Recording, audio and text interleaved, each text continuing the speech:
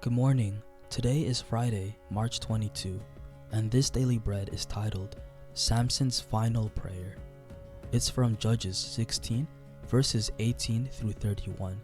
The key verse is verse 28, and it says, "Then Samson prayed to the Lord, 'Sovereign Lord, remember me.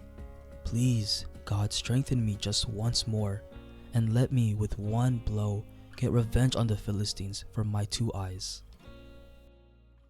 When Delilah saw that he had told her everything, she sent word to the rulers of the Philistines, "Come back once more, he has told me everything." So the rulers of the Philistines returned with the silver in their hands. After putting him to sleep on her lap, she called for someone to shave off the 7 braids of his hair, and so began to subdue him, and his strength left him. Then she called, "Samson, the Philistines are upon you." He awoke from his sleep and thought, "I'll go out as before and shake myself free." But he did not know that the Lord had left him. Then the Philistines seized him, gouged out his eyes, and took him down to Gaza. Binding him with bronze shackles, they set him to grinding grain in the prison.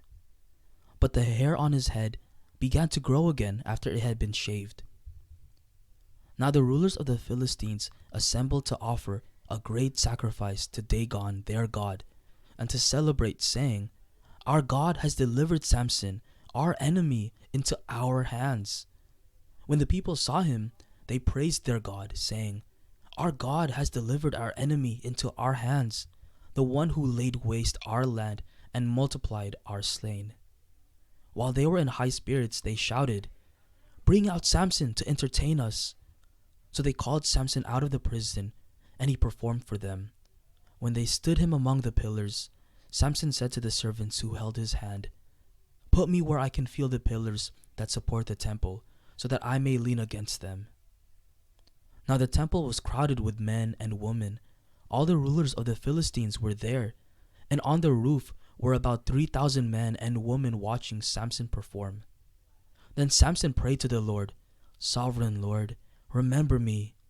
Please, God, strengthen me just once more, and let me with one blow get revenge on the Philistines for my 2 eyes." Then Samson reached toward the 2 central pillars on which the temple stood. Bracing himself against them, his right hand on the one and his left hand on the other, Samson said, "Let me die with the Philistines." Then he pushed with all his might, and down came the temple on the rulers and all the people in it. Thus, he killed many more when he died than while he lived.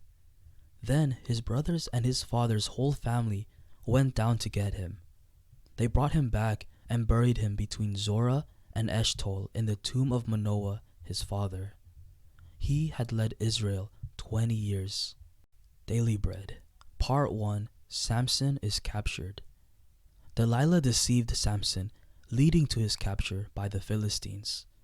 At first, Samson thought he could escape as he had done before, but he had lost God's power. Similarly, when we sin, we may believe we can quit whenever we want, but once we're trapped, it's hard to break free.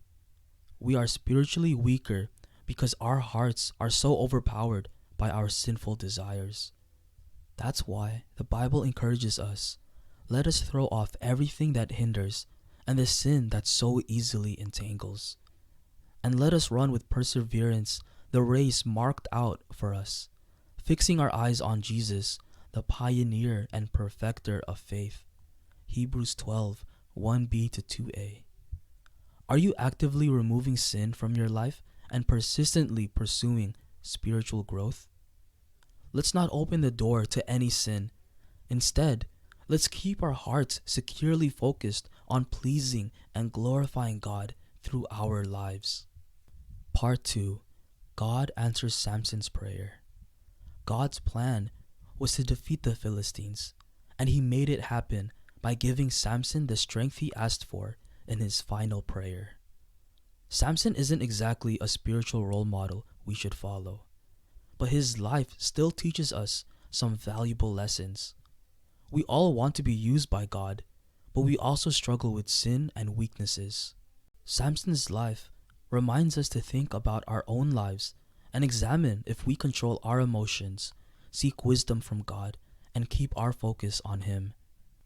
The Bible gives us so much wisdom to draw from to help us to avoid making the same mistakes and live in a way that pleases God.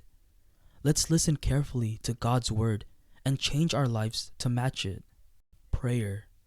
Lord, please help me to stay strong and focused on You, even when faced with temptation and challenges. Guide me to seek Your wisdom and live in a way that honors You every day. One word, listen and learn from God's word.